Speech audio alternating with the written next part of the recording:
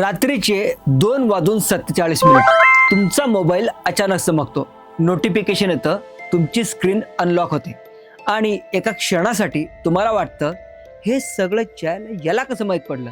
तुमच्या आवडीचे व्हिडिओ, तुमच्या मनातले विचार, तुम्ही काय खरेदी करणार आहात, तुम्ही कोणाला वोट करणार आहात, कोणीतरी आधीच जाणतंय. योगायोग की कुणाचा तरी प्लॅन. मित्रांनो, आज आपण ज्या विषयावर बोलणार आहोत ते नाव घेताच इंटरनेट पेटून उठतं. इल्युमिनाटी म्हणतात ही एक गुप्त संघटना आहे. जगातील सर्वात श्रीमंत, सर्वात प्रभावशाली, सर्वात अनटचेबल लोक याचे मेंबर्स आहेत. त्यांचं काम देशांच्या अर्थव्यवस्था हलवणं, युद्ध पेटवणं, सेलिब्रिटी घडवणं आणि वेळेवर संपवणं. लोक बोट दाखवतात, बियॉन्स, जेझी, मॅडोना, मायकल जॅक्सन. एखाद्याने हाताने त्रिकोण दाखवला, एखाद्या म्युझिकल व्हिडिओत ऑल सीइंग आय दिसला, बस इंटरनेट म्हणतं कन्फर्म इल्युमिनाटी. अगदी अमेरिकेचे राष्ट्राध्यक्ष डोनाल्ड ट्रम्प यांच्याबद्दलही या कथा रंगवल्या गेल्या. पण खरी गोष्ट ऐकायला तयार आहात? 1776 साली जर्मनीमध्ये एक छोटासा गट तयार झाला होता. त्याचं नाव इल्युमिनाटी. पण काही वर्षातच तो गट बंद पडला. मग आज जो या जगावर राज्य करणारा शॅडो ग्रुप आपण ऐकतो तो कुठून आला? उत्तर जरा भयानक आहे. तो आपल्या भीतीतून आला. जेव्हा जगात मोठी घटना घडते, जसं की आर्थिक संकट, युद्ध, महामारी, तेव्हा आपल्याला वाटतं हे इतकं मोठं आहे तर कुणाचा तरी हा गेम प्लॅन असणार आहे. कारण गोंधळ मान्य करणं कठीण असतं, पण गुप्त मास्टर माइंड मानणं सोपं असतं. पण जरा विचार करा, इल्युमिनाटी जर खरंच इतकी पॉवरफुल असती तर तिच्याबद्दल इतक्या यूट्यूब व्हिडिओज कसे काय जिवंत राहिले असते? हे सगळं बोलायला त्यांनी परवानगी दिली का? काय माहीत. कदाचित इल्युमिनाटी अस्तित्वात नसेलही. कदाचित ती फक्त आपल्या मेंदूला कंट्रोल करणारी कल्पना असेल. कारण खरी ताकद कुठे माहिती आहे? गनमध्ये नाही, पैशात नाही, तर कथांमध्ये. ज्यावर तुम्ही विश्वास ठेवता तेच तुमचं वास्तव बनतं. आता प्रश्न असा आहे, तुम्ही प्यादे आहात की तुम्ही खेळ समजावून घ्या. नमस्कार मित्रांनो, मी आहे लक्ष्मीकांत आणि तुम्ही बघताय सॉर्ट आउट.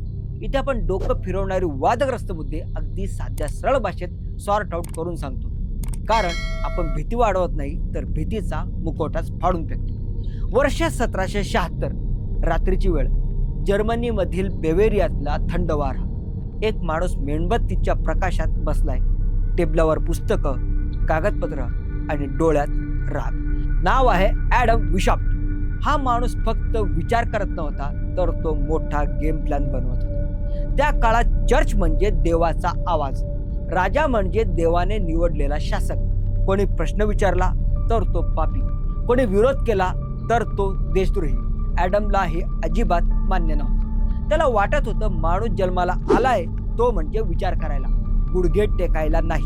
पण उघडपणे बोलणं म्हणजे स्वतःचा नाश करून घेणे. म्हणून त्याने बनवला एक प्लॅन. 1 मे 1776.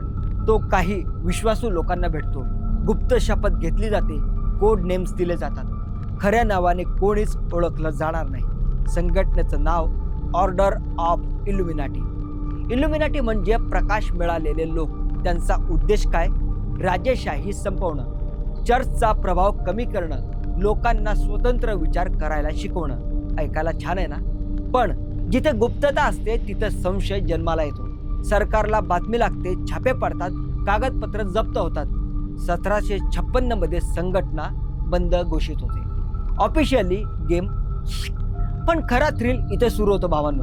जप्त केलेल्या कागदपत्रात नवीन जागतिक व्यवस्था, प्रभावशाली लोकांची भरती, सिस्टम आतून बदलणं असे शब्द सापडतात. लोकांच्या मनात प्रश्न पेटला, हे फक्त सुधारणा होती की काहीतरी मोठा गेम प्लॅन? आणि इथून सुरू झाली सावल्यांची कथा.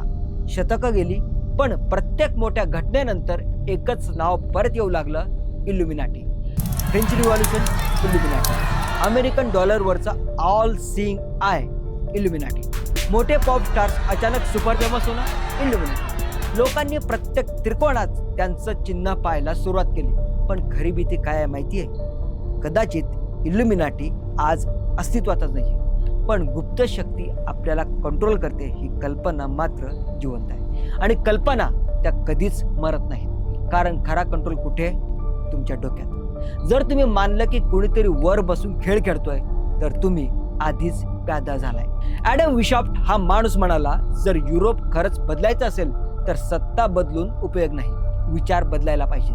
तो नवीन आयडियाज घेऊन आला, नवीन पद्धती बनवल्या, विचारांचा पूर्ण नवा संच तयार केला. त्याचा दावा धडाकेबाज होता. हे विचार जर संपूर्ण युरोपमध्ये लागू केलेत तर राज्य करण्याची पद्धतच बदलून जाईल. राजेशाही गरज नाही, चर्च गरज नाही. त्या काळात हे बोलणं म्हणजे जणू बारूद पेटवण्यासारखं होतं. आणि मग तो शॅडो निवडतो. एक गुप्त संघटना जन्माला येते, नाव ऑर्डर ऑफ इल्युमिनाटी. इल्युमिनाटी हा शब्द लॅटिन मधल्या इल्युमिनिटी पासून आला. अर्थ प्रबुद्ध, ज्ञानप्राप्त, ज्यांना सत्य दिसतंय जे इतरांना दिसत नाही. आता जरा कल्पना करा, एक बंद खोलीत मेणबत्ती पेटली आहे, काही लोक गोलात बसलेले आहेत, बाहेर कोणालाच काहीच माहिती नाही आत काय चालतं. ते स्वतःला प्रबुद्ध म्हणतात. त्यांना वाटतं आपल्याकडे जे ज्ञान आहे, जी समज आहे, जी माहिती आहे ती बाकी कोणाकडेच नाही. आणि इथेच सुरू होतो एलाइट होण्याचा प्रवास. सुरुवात झाली मोजक्या लोकांपासून, पण कल्पना आकर्षक होती. सिस्टम चुकीची आहे, आपण ती आतून बदलू, आपण सारे सुज्ञ. हळूहळू लोक जोडले जाऊ लागले. विद्यार्थी, प्राध्यापक, अधिकारी, संघटना वाढत गेली. मोजक्या लोकांचा गट हजारोंपर्यंत पोहोचला. आणि जेव्हा एखादा गुप्त गट वेगाने वाढतो तेव्हा दोनच गोष्टी घडतात. एकतर ते इतिहास घडवतात किंवा इतिहास त्यांच्यावर शंका घेतो. आणि प्रश्न इथेच निर्माण होतो, जे स्वतःला प्रबुद्ध म्हणतात ते खरंच लोकांना मुक्त करतायत का, की ते फक्त नवी सत्ता निर्माण करतायत? कारण इतिहासात एक नियम आहे, प्रत्येक क्रांती म्हणते आम्ही स्वातंत्र्यासाठी लढतोय, पण शेवटी सत्ता कोणाच्या हातात जाते? मित्रांनो, कागदावरील संघटना जास्त काळ काही टिकली नाही. झालं असं की या ग्रुपच्या स्वतःच्या सदस्यांमध्ये भांडणं होऊ लागली. आणि एक माणूस ज्याने बंड केलं, जोसेफ श्नायडर, त्याने एक पत्र लिहिलं ज्यात इल्युमिनाटीची सगळी रहस्य लिहिली. आणि ते पत्र त्याने थेट बवेरियाच्या ड्यूकला पाठवलं. त्या पत्रात इल्युमिनाटीची सगळी रहस्य जोसेफने उघड केली. सगळ्यात आधी तुम्हाला सांगतो की हा ड्यूक म्हणजे नेमका कोण असतो. मित्रांनो, ड्यूक म्हणजे गव्हर्नरच्या बरोबरीचा. जसा बादशाह असतो ना, म्हणजे राजा, तो संपूर्ण देशाला सांभाळतो, तर ड्यूक हा गव्हर्नर असतो. तो एखाद्या प्रांताला, एखाद्या राज्याला सांभाळत असतो. तर बवेरिया राज्याला सांभाळणारा ड्यूक त्या काळात होता कार्ल थिओडोर. आता मुद्द्यावर येतो, तर इल्युमिनाटीचा सदस्य जोसेफने जे बंड करून पत्र ड्यूकला पाठवलं, ड्यूकनं ते पत्र जसं वाचलं तसे त्याचे होश उडाले. श्नायडरने पत्रात पहिलं रहस्य लिहिलं, इल्युमिनाटीचे सदस्य खून करणं योग्य समजतात आणि आपल्या शत्रूला विष देणंही त्यांच्या मते एक वैध गोष्ट आहे. श्नायडरने पत्रात हे लिहिलं की हे लोक धर्माच्या अत्यंत विरोधात आहेत आणि त्यांचा उद्देश आहे संपूर्ण युरोपमध्ये राजेशाही आणि धर्म म्हणजे चर्च पूर्णपणे संपवून टाकायचं. हे सगळं ड्यूकला जेव्हा कळलं तेव्हा त्याने एक गुप्त संघटनेवर बंदी घातली. हिला बेकायदेशीर घोषित केलं आणि हिला जॉईन करणाऱ्यांवर दंड लावला. पण मित्रांनो, ड्यूकने बंदी घातल्यावर ही इल्युमिनाटीची गुप्त संघटना संपली नाही, तर गुप्तपणेच काम करत राहिली. ड्यूकच्या पोलिसांना इल्युमिनाटीची काही अत्यंत तडजोडीच्या फाईल्स मिळाल्या, ज्यात त्यांची उरलेली काळी रहस्यही जगासमोर आली. या फाईल्समध्ये चकित करणाऱ्या रहस्यांपैकी पहिलं रहस्य होतं की स्त्रियांसाठी एक संघटना बनवायची आहे. हो, इल्युमिनाटीची स्त्रियांसाठी एक वेगळी शाखा बनवायची होती, ज्यात गर्भपाताचे वैद्यकीय मार्ग सांगितले होते. आता गोष्ट ही आहे मित्रांनो, ख्रिश्चॅनिटीमध्ये गर्भपात हे खूप मोठं पाप मानलं जातं. ख्रिश्चॅनिटीमध्ये हे मानलं जातं की एकदा देवाकडून मूल आलं तर आलं, गर्भपात करता येणार नाही. गर्भपात करणं म्हणजेच खून करण्या इतकं मोठं पाप आहे. त्याशिवाय अदृश्य शाहीच्या रेसिपीज पण त्यामध्ये होत्या. आता गुप्त संघटना आहे, तर एकमेकांशी गुप्तपणे संवाद साधायचा असेल तर अशी शाही जी लिहिल्यावर दिसतच नाही, तिची रेसिपी खूप गरजेची रेसिपी होती. आणि आता तर फक्त बोलण्यास सांगण्याच्या गोष्टी होत्या, पण या कागदपत्रांमध्ये पुरावाही मिळाला की इल्युमिनाटीचे लोक राज्याविरुद्ध कट रचत आहेत. आधी तर फक्त ड्यूकने संघटनेवर बंदी घातली होती, पण आता ड्यूकने तिच्या एक सदस्याला मृत्यूदंड सुनावला होता. म्हणून सांगतात की ही छोटी संघटना इतक्या मोठ्या घटनेनंतर, शिक्षेनंतर जगू शकणार होती का? शक्यच नव्हतं. पण द ऑर्डर ऑफ इल्युमिनाटी बवेरियाचा जो ग्रुप आहे तो सुरू झाला 1776 मध्ये आणि चालला 1787 पर्यंत. इतिहासकार म्हणतात की मग ही तर संपायला पाहिजे होती. मित्रांनो, आतापर्यंत असेही काही लोक आहेत जे मानतात की इल्युमिनाटी संघटना अजूनही संपलेली नाही. ते म्हणतात की ही गुप्त संघटना आजपर्यंतही सक्रिय आहे, ती गुप्तपणे काम करते आणि हीच तर आहे ती संघटना जी सगळ्या जगाला कंट्रोल करते. तज्ञ सांगतात की जर्मनीत त्या संघटनेला मरून 175 वर्ष झाली होती. कोणी नाव पण घेत नव्हतं इल्युमिनाटीचं. पण पश्चिमेत 1960च्या दशकात असं काही झालं की मग तर प्रत्येक माणूस म्हणू लागला, यामागे फक्त इल्युमिनाटी आहे, त्यामागे फक्त इल्युमिनाटी आहे, इकडे इल्युमिनाटी आहे, तिकडे इल्युमिनाटी आहे. खरं तर 1960च्या दशकात पश्चिमेत म्हणजे अमेरिकेत एक चळवळ आली ज्याला म्हणतात हिप्पी मूव्हमेंट. तेव्हाचे जे तरुण होते ते पूर्वेच्या तत्वज्ञानापासून खूप प्रेरित होऊ लागले. हो, पूर्वेचं तत्वज्ञान, खास करून हिंदुत्व, बौद्ध धर्म. अचानक पश्चिमेचे गोरे लोक पूर्वेच्या तत्वज्ञानापासून खूप प्रेरित झाले आणि हाच तो 1960चा काळ आहे ज्यात ओशो ही एक आध्यात्मिक गुरु म्हणून उदयाला येत होता. आता तुम्हाला तर माहितीच आहे की प्रत्येक काळात तरुण पिढी काही ना काही प्रमाणात बंडखोर असतातच. पण 1960च्या अमेरिकेचे जे तरुण होते ते काहीसे जास्तच बंडखोर झाले होते. खूप कारणांपैकी एक महत्त्वाचं कारण हे होतं की अमेरिकेचं व्हिएतनाम युद्धात शिरणं ते पूर्णपणे चुकीचं समजत होते. ते म्हणत होते की भाई, ही अनावश्यक लढाई आहे, लढाया करायच्याच कशाला. हिप्पीज नेहमी शांती आणि प्रेमाला खूप जास्त प्रमोट करत असत. ते युद्धाच्या कठोर विरोधात होते आणि जसं दुसरं महायुद्ध संपलं होतं तसं अमेरिकेची जी अर्थव्यवस्था आहे ती ग्राहकवादाला खूप जास्त बढावा देत होती. म्हणजे हा फलाना बॅग घ्या, समाजात इज्जत वाढेल, फलाना गाडी घ्या, समाजात सगळे सलाम ठोकतील. तर हे सगळे जे हिप्पीज होते ते या सगळ्याच्या विरोधात होते. समजा हिप्पीज म्हणजे त्या जमान्यातले इंग्रजाचे फिटाळ होते ज्यांच्या भौतिकवादाशी काहीही संबंध नव्हता. ते हेच मानत होते की हे सगळं इथेच राहणार आहे.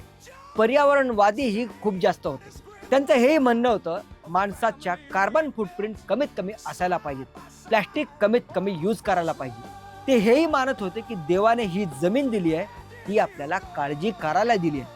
या हिप्पींमध्ये रॉक आणि काउंटर कल्चर म्युझिकचा खूप जास्त ट्रेंड होता आणि त्यापेक्षाही जास्त ट्रेंड होता LSD म्हणजे सायकेडेलिक ड्रग्सचा. सांगतात ना मित्रांनो, त्या जमान्यातले ते मलंग होते. नशेशिवाय दुसरा कोणता मलंग असतो तुम्ही सांगा. आता तुम्ही विचार करत असाल की हा अचानक या इंग्रजांच्या मलंगाची म्हणजे फिटाळांची गोष्ट का सांगताय? कारण हे तेच लोक आहेत मित्रांनो ज्यांनी 175 वर्षानंतर पुन्हा इल्युमिनाटीचं नाव घ्यायला सुरुवात केली होती. खरं तर या हिप्पींमध्ये काउंटर कल्चर व्यंगाला खूप जास्त महत्त्व होतं. मोठ्या मोठ्या अधिकारी व्यक्तींची ती थट्टा करत, सिस्टीमची थट्टा करत. व्यंग म्हणजे तुमच्या समाजातले प्रश्न अशा प्रकारे मांडणं की ज्यावर लोकांना हसू येतं, पण त्याचवेळी प्रश्नांनाही संबोधित केलं जातं. हे हास्यविनोद, प्रँक्स यांचा सर्वात जास्त प्रभाव तेव्हा झाला जेव्हा हिप्पींनी लॉन्च केलं ऑपरेशन माइंड फक. हो, ऑपरेशन माइंड फक.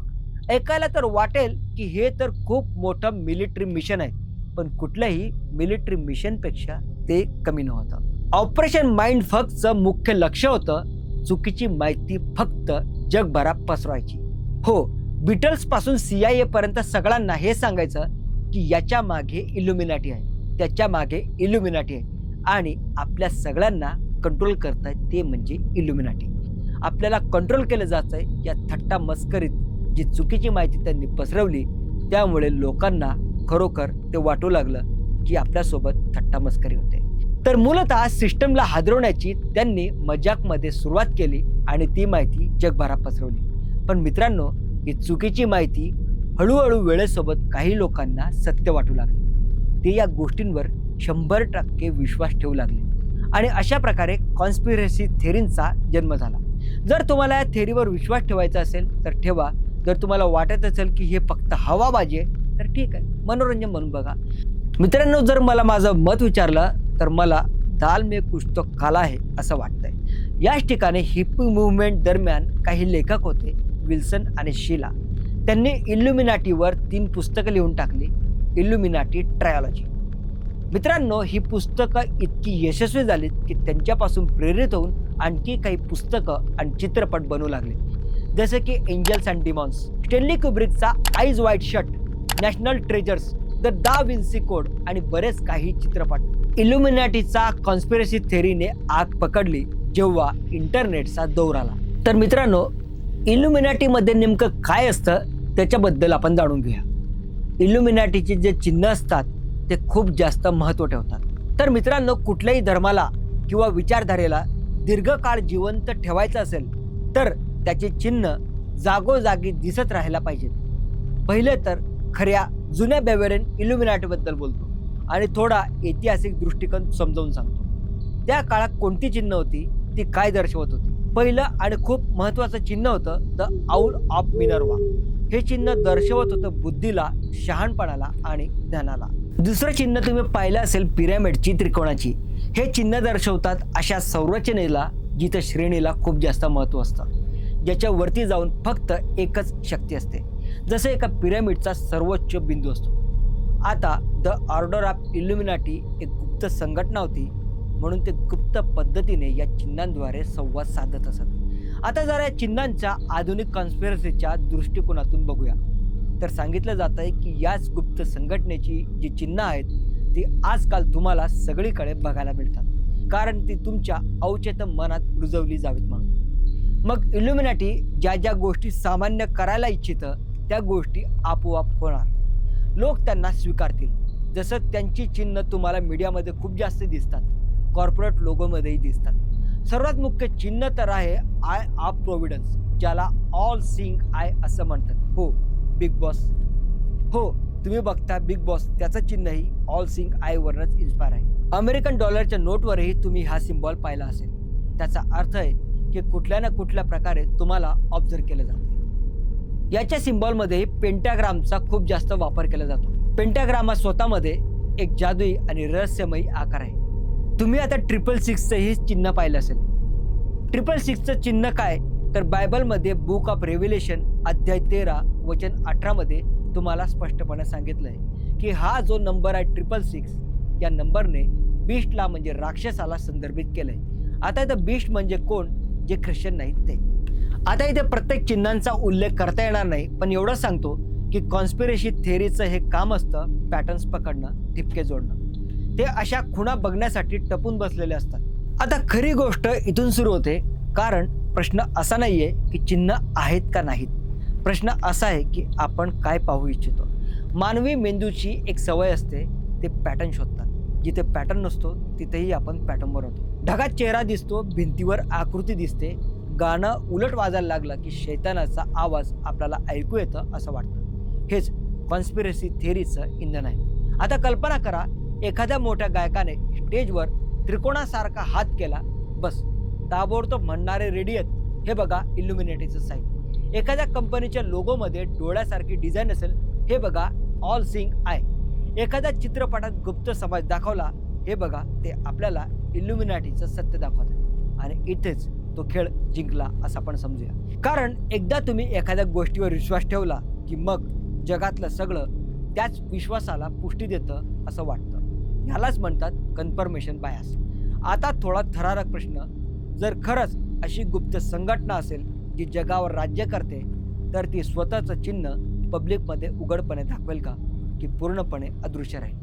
काही जण म्हणतात नाही, ते जाणून बुजून ते दाखवतात, कारण त्यांना आपलीच खिल्ली उडवून घ्यायची असते. तर काही जण म्हणतात हे फक्त मार्केटिंग स्ट्रॅटेजी आहे. काही जण म्हणतात खरी शक्ती कधीच दिसत नाही.